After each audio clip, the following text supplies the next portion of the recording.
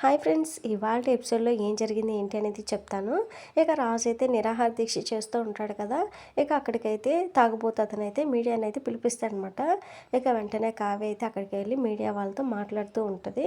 చూడండి, మీకు మొన్నే చెప్పాను కదా, నా భర్త నన్ను ఎటువంటి ఇబ్బంది పెట్టడం లేదని. ఆయన ఏదో సరదాగా నన్ను ఏడిపించడానికి ఈ పని చేస్తున్నారు. మీరేమో అతని మాటలు నమ్మి వచ్చేసారని చెప్పేసి కావ్య అయితే అంటదనమాట. ఇక వెంటనే మీడియా వాళ్ళని వెళ్ళిపోమని చెప్పేసి అంటది. ఇక మీడియా వాళ్ళైతే సారీ మేడం అని చెప్పేసి వెళ్ళిపోతారు. ఇక రాజు అయితే మనసులో అమ్మయ్య, ఇది కాపాడింది కాబట్టి సరిపోయింది, లేదంటే నా పరువు పోయేదని చెప్పేసి అనుకుంటూ ఉంటాడనమాట. ఇక వెంటనే కావ్య అయితే రాజుతో, నేను ఒక్క మాట మీరు నా కడుపులోని బిడ్డను చంపుకోమంటున్నారా అని చెప్పి ఉంటే మీ పరిస్థితి ఏంటో మీకు అర్థమవుతుందా అని చెప్పేసి కోపంగా చూస్తానమాట. నాకు అది విన్న తాగుబోతుందని అయితే షాక్ అయిపోయి, ఏంటి నువ్వు చెప్పేది నిజమా, నీ కడుపులోని బిడ్డని చంపుకోమంటున్నాడు అని చెప్పేసి అంటాడనమాట. ఇక అవును అని చెప్పేసి కావ్య అయితే చెప్తుంది.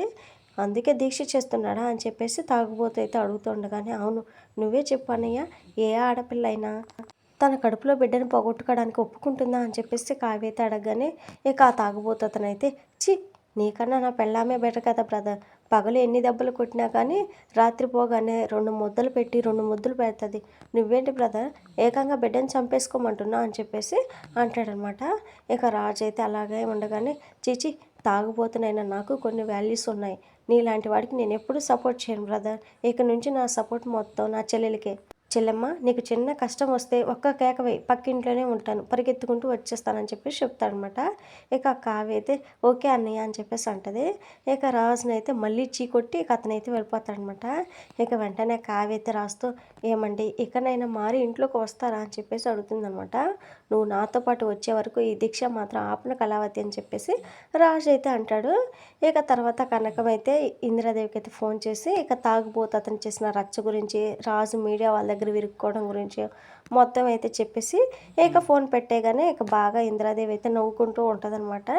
ఇక ఇంతలో అపర్ణాదేవి వచ్చి, ఏంటి అత్తయ్య విషయం, ఏంటి అంతలా నవ్వుకుంటున్నారని చెప్పేసి అనగానే ఇక జరిగింది మొత్తం ఇక అపర్ణాదేవికి అయితే చెప్తుంది అనమాట. ఇందిరాదేవి, తెక్క కుదిరింది వెదవకి అని చెప్పేసి అనుకుని ఇక అపర్ణాదేవి కూడా కొంతసేపు నవ్వుకొని ఇక వెంటనే, అన్నీ బాగుంటే ఆనందంగా బిడ్డను మోయాల్సిన నా కోడలు బాధను మోస్తుంది, దాని కన్నీళ్ళు పోయి ఆనందం వచ్చే టైం ఎప్పుడు వస్తుందో ఏంటో అని చెప్పేసి అంటూ ఉంటుంది అనమాట.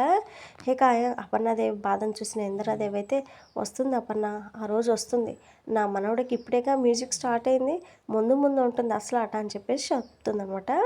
ఇక తర్వాత సీన్లో ఇక చీకటి పడేసరికి దోమలు కూడుతూ ఉంటాయి అనమాట. రాజుకి బాగా ఆకలి కూడా వేస్తూ ఉంటుంది. ఒక పక్క కడుపులో ఆకలి, ఇంకో పక్క ఈ దోమలు ఇంకా తట్టుకోలేక రాజు అయితే అల్లాడుతూ ఉంటాడనమాట పడుకోలేక. ఇక ఇదంతా కావ్య అయితే చూస్తానమాట. వెంటనే ఇక లోపలికైతే వెళ్ళి దుప్పటి తీసుకొస్తూ ఉంటుంది అనమాట. ఇక అది చూసిన కనకం అయితే, అదెక్కడికి దుప్పటి తీసుకెళ్తుందని చెప్పేసాను, కానీ పాపం ఆయన ఇబ్బంది పడుతున్నారమ్మా అని చెప్పేసి కావ్య అయితే చెప్తుంది అనమాట.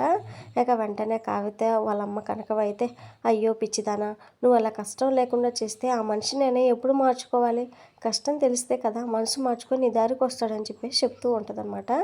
కానీ ఆయన కష్టపడి ఎలా మార్చగలనమ్మా అని చెప్పేసి కావ్య అయితే చెప్తుంది.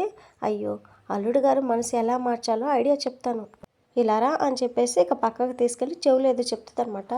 అమ్మ, ఆయన ముందే అలా తినడం నా వల్ల కాదమ్మా అని చెప్పేసి కావ్య అయితే అంటది. మనిషి మారాలని నువ్వే కదా కోరుకున్నావు, ఇప్పుడు ఐడియా చెప్తే నో అంటావేంటి, ఇదే మంచి ఐడియా, నేను చెప్పింది చేయి పదా అని చెప్పేసి తీసుకుని వెళ్తుంది అనమాట కనుక. ఇక కావ్య అయితే వచ్చి ఎదురుగా కూర్చొని నాటుకోడి కూర వేసుకొని అన్నం తింటూ, ఆహా అద్భుతం, ఓహో అని చెప్పేసి తింటూ ఉంటుంది అనమాట. ఇక అల్లుడు గారు రండి, మీకు కూడా పెడతానని చెప్పేసి కనకం కూడా ఆకలితో ఉన్న రాజుని కావాలని పిలుస్తూ ఉంటుంది. ఇక పాపం రాజు అయితే అల్లాడిపోయి ఆకలికి, దేవుడా ఆకలి పెరగకుండా వాళ్ళ మాటలకు నేను కరిగిపోకుండా ఉండే నిగ్రహ శక్తి నాకు ఇవ్వాయి అని చెప్పేసి మనసులో అనుకుంటూ ఉంటాడనమాట. నేను చికెన్ కూరకు కరగను అని చెప్పేసి బిల్డప్గా మాట్లాడుతూ ఉంటాడు కనకంతో. ఇక వెంటనే నినాదాలు మొదలు పెడుతూ ఉంటాడనమాట. ఇక కనక వేసిన ప్లాన్ అయితే ఫ్లాప్ అయిపోతుంది. ఇక కావ్య అయితే బాధపడుతూ ఉంటుంది అనమాట. ఇక తర్వాత సీన్లో అపర్ణాదేవి అయితే హాల్లో కూర్చొని ఉంటుంది అనమాట బాధగా. ఎంతలో ఇందిరాదేవి, సుభాష్, సీతారామ ప్రకాష్ ఇంకా ఆమెను చూసి ఓదారుస్తూ ఉంటారనమాట. ఇక అప్పుడే అపర్ణాదేవి అయితే, రేపే దీపావళి, గత ఏడాది చాలా సంతోషంగా చేసుకున్నాం, కానీ ఈసారి దీపావళి జరుగుతుందన్న నమ్మకం కూడా నాకు లేదని చెప్పేసి బాధపడుతూ ఉంటుంది అనమాట. ఇక వెంటనే ఇందిరాదేవి అయితే నమ్మకంగా సంతోషంగా జరుగుతుంది అపర్ణ, నువ్వేం బాధపడొద్దు అని చెప్పేసి చెప్తూ ఉంటుంది అనమాట. ఇక తర్వాత సీన్లో కంచులో అన్నం పట్టుకొని వెళ్ళి ఇక వాళ్ళ నాన్న కృష్ణమూర్తికి అయితే ఇచ్చి కావైతే, నాన్న ఆయనకు చాటుగా ఇది పెట్టండి, మాకు తెలియకుండా తెచ్చానని అబద్ధం చెప్పి తినేలా చేయండి నాన్న అని చెప్పి, భారీగా ఆయన్ని పస్తులు ఉంచడం నాకు ఇష్టం లేదు, ఆయనకి నా బిడ్డ అక్కర్లేకపోవచ్చు కానీ ఆయన నాకు కావాలి, నాకు నా బిడ్డ ఎంత ముఖ్యమో ఆయన కూడా అంతే ముఖ్యం అని చెప్పేసి చెప్తుంది అనమాట. నేనే వెళ్ళి అన్నం ప్లేట్ ఇస్తే మొండితనానికి పోయి కడుపు మార్చుకుంటాడు, అందుకే ఎవరు చూడకుండా నువ్వే ఇవ్వు నాన్న అని చెప్పేసి కావ్య అయితే చెప్తుందనమాట.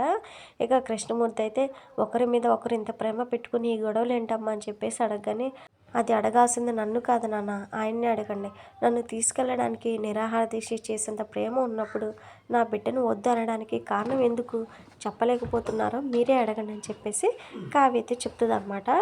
ఇది ఫ్రెండ్స్ మరి వాళ్ళ ఎపిసోడ్లో జరగబోయేది. మరి నెక్స్ట్ ఎపిసోడ్లో ఏం జరగబోతుంది ఏంటి అనేది తెలుసుకోవాలనుకుంటే మన వీడియోని లైక్ చేసి ఛానల్ని సపోర్ట్ చేయండి. Thank you friends.